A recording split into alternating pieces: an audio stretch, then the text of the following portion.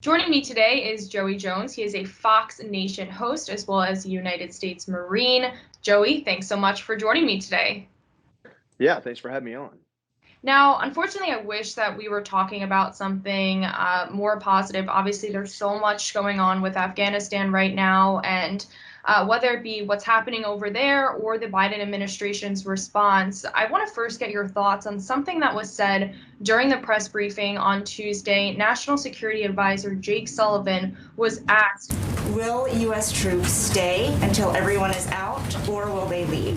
So I'm not going to comment on hypotheticals. What I'm going to do is stay focused on the task at hand. For any guarantee to the Americans and Afghan allies that if they remain there past the end of the month, U.S. troops will help them evacuate past the end of the month. Our focus right now is on doing the work at hand. what are your thoughts on that? Well, what's troubling about that? He said he wouldn't focus on hypotheticals. What they were asking him to do was to define the mission. It's not a hypothetical of are you staying until you get the Americans out or are you not? And I think that was a real concerning part. I saw the exact same comments. Is the mission to remove all Americans safely, or is the mission to get as many people out as you can in the amount of time you have? And if it's the amount of time you have, who's dictating that timeline? Is the Taliban dictating to us that timeline? Those are the follow-up questions. And I thought the press did a great job today. You can only ask so many follow-up questions, but to call that a hypothetical, I thought was pretty nearsighted. And, just more broadly speaking, you're probably one of the, veterans who served in Afghanistan, who sacrificed so much for our country, who's on TV right now, who's speaking about the matter. How do you feel about what we witnessed over the weekend with the Taliban, taking control of Afghanistan after nearly 20 years there? It's taken me all week to kind of craft what I believe to be the truth right now. And I just tweeted a thread about this. And from everything we have to put together as the American people, everything from pictures of Mike Pompeo standing next to a Taliban leader that we asked Pakistan to release and is now going to assume, I guess, the presidency of the Taliban, of the Afghan Emirate. I don't know what they're calling it, the terrorist nation of Afghanistan, I guess. Everything from that up until this completely botched pullout by Joe Biden's administration, I think what we have to look at here and say is it seems to be that for at least the last 4 or 5 years, the United States government has understood with some certainty that a removal of U.S. presence would lead to a Taliban control of Afghanistan. Why else would we sit across the table from these people? Why else would we ask in negotiation for one of them to be released from a Pakistan prison? And so if that's the truth, if that's it, then we have to make the calculation that the American government decided that the American people would accept the narrative, bring our troops home a lot easier than they would accept the narrative, we lost this war. And okay, that's one discussion. We can take that, set it to the side. The next press person that asked, what about the rights of women and children? We have to understand that we understood that was not worth leaving troops there anymore. Okay. But now let's talk about the issue of the day that's happening synonymously with that, which is that we have absolutely botched removing our presence from Afghanistan and made things worse in doing so. And what do I mean by that? The idea that there may be American journalists or diplomats or just citizens, contractors, or Afghan citizens that we promised asylum to that are left behind for no other reason than we didn't get out correctly or we didn't organize our withdrawal, or God forbid, we so underestimated the enemy we fought for 20 years on their turf that they were able to advance on us and surround us before we did what we thought we could do. Those are the issues of the day. And that's concerning because when, say, a month from now, the Taliban is running Afghanistan and we're operating in these places that Joe Biden's administration keeps telling us we're doing a good job at, what happens when this scenario happens somewhere else? What happens when an embassy gets overrun in a country like it did in Benghazi?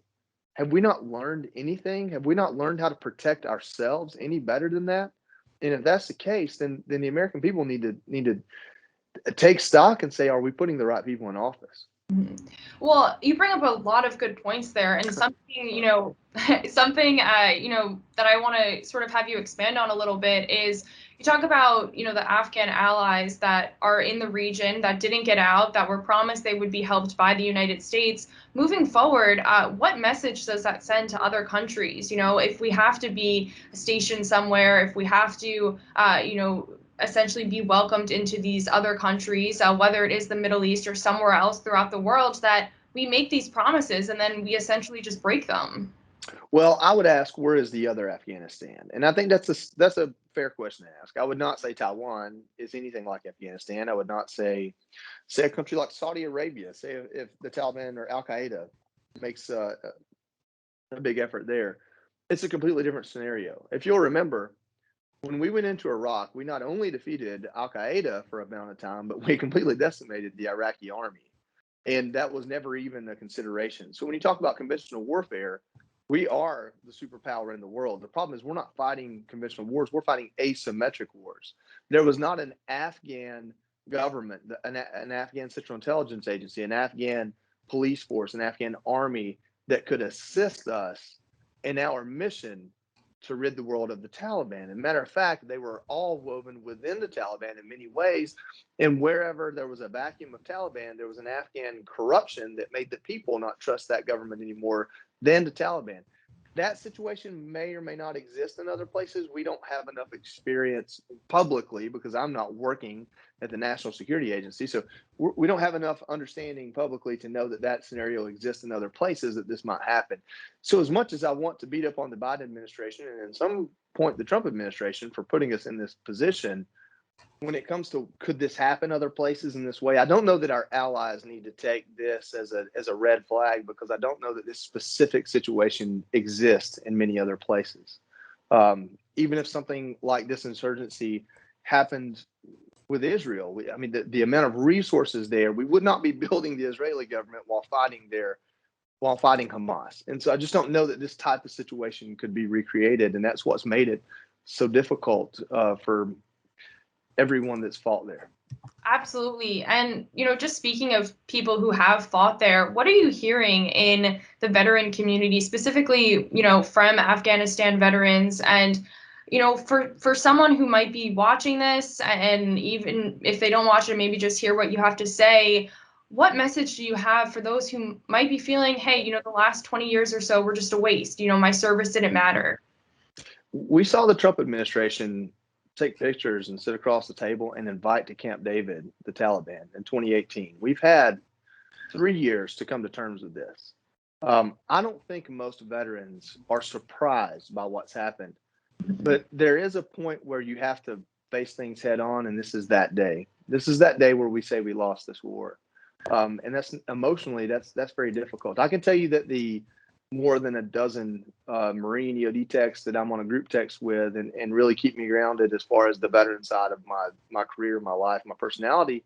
They've just expressed remorse. I wish I could do something to help those guys. It's the American way, right? To be a little bit both sided on stuff. The same guys that say we need to bring our boys home, and I was one of them.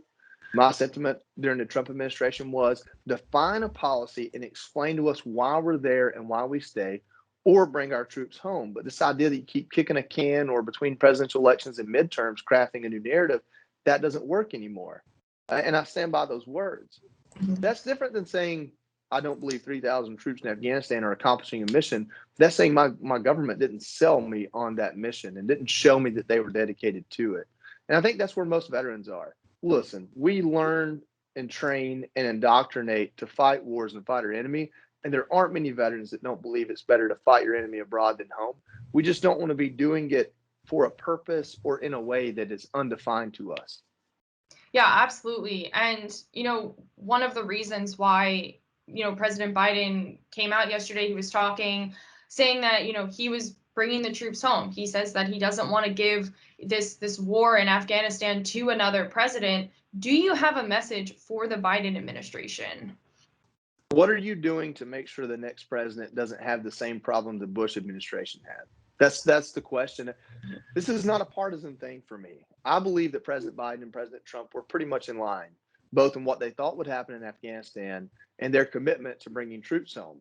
Everything both of them have said. I mean, just a few months ago, President Trump said, and one, I don't want to misquote the timeline here, but not long ago, President Trump said the process had started and there was no way for the Biden administration to draw it back, even if they wanted to. Now, in Trump's terms, I don't know what that process was, but he was talking about bringing troops home from Afghanistan. So to the Biden administration, it's quite simple. Whether you inherited this plan or changed it and made it your own, are we safer when we've left Afghanistan, and how? That's a question, not a piece of advice. That's a question. That's what you owe the American people, the answer to that question. And as someone who fought in Afghanistan, I'd say perhaps you owe it to me too.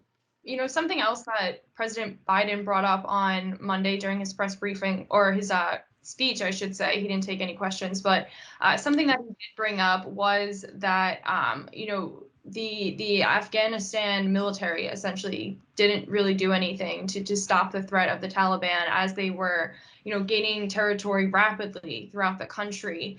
Do you think that's a fair assessment to, you know, place blame on the Afghan military? And what's, I guess, the way to now treat the Afghan? I mean, I'm sure there's not, you know, it's basically like you either die or you join the Taliban. I'm not sure what options, I guess, are available there.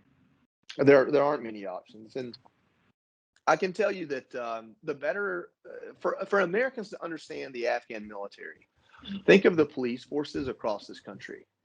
A sheriff's department for a county in Alabama is going to be ran completely differently and have different dynamics than the New York Police Department. And that's kind of the difference between the Afghan National Army and, say, Helmand, and the Afghan security forces in Kabul. So there's a different training, different capabilities, different loyalties, and different commitments. But if you're in the Afghan security force and you're fighting outside of Kabul, and your president jumps on a plane and goes to another country, why would you stay fighting? Why would you fight an enemy that everyone above you has already surrendered to? And that's certainly probably how many of them felt. When we leave Bagram a month ago, and they're so reliant upon us that us leaving turned the power off, that was our first signal they probably were not capable of being organized and fighting this war. I can't tell you if the Afghan security forces were a bunch of cowards that laid their guns down, or if they truly had no other choice. But I can tell you the body count on their side is much higher than ours. So I know they fought and died in this war. And I stop shy of calling anyone in the military a coward before I look at our own politicians. I'll tell you that. I agree with that. Joey Jones, thank you so much for joining me today. I appreciate you coming on, and thank you so much for your service in not only Afghanistan, but also Iraq. I so appreciate it, and I would love to have you back on in the future as more news continues to develop with Afghanistan. Thank you all for covering what is a very important story for me.